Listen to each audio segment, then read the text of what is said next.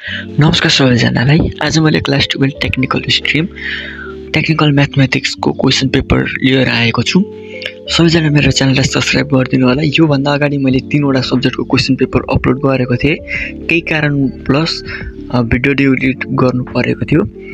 त्यसो हुनाले मैले आजबाट फेरि प्री-बोर्डको क्वेसन पेपरहरू अपलोड गर्न सुरु गरिसकेको छु। तपाईहरु सबैजनाले मेरो च्यानललाई सब्स्क्राइब गरिदिनु होला। साथै यो क्वेसन पेपर तपाईहरुले आफ्नो साथीहरुलाई पनि शेयर गरिदिनु होला।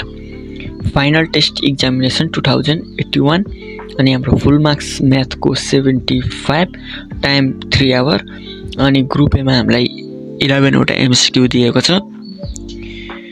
अनि त्यसपछि हामी नेक्स्ट पेपरतिर जान्छौं।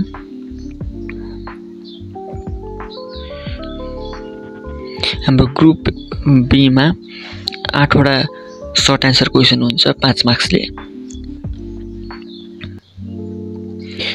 प्री बोर्डको क्वेशन पेपरहरु चाहिँ तपाईहरु सबैजनाले प्र्याक्टिस गर्नुभयो भने फाइनल एक्जामिनेसनमा तपाईहरुलाई 50% भन्दा धेरै चाहिँ पढ्न सक्ने सम्भावना हुने कारणले तपाईहरुले यो सबै क्वेशनहरु चाहिँ प्र्याक्टिस गर्नु होला।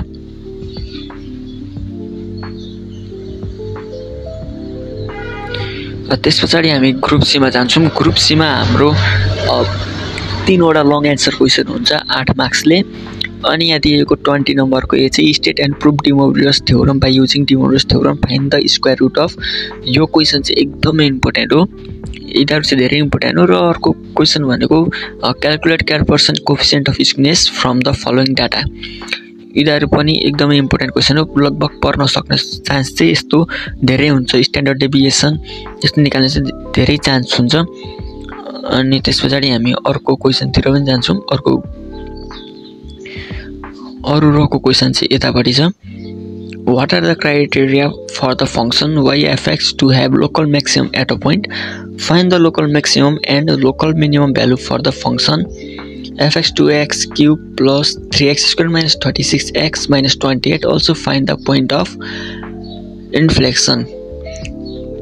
सबै क्वेशन पेपरहरु चाहिँ तपाईहरुले प्र्याक्टिस गर्नु होला। तपाईहरु सबैजनालाई एक्जामको बेस्ट